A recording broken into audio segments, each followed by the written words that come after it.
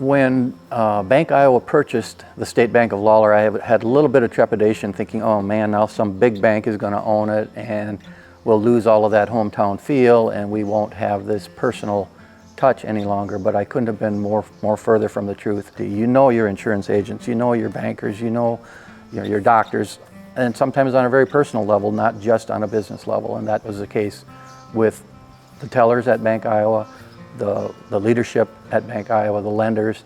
I think Bank Iowa is doing a great job in earning and maintaining the trust that was established at State Bank of Lawler. Their customers in their area, I think, still feel very connected to the bank, to the personnel at the bank, to the ease of function and operation.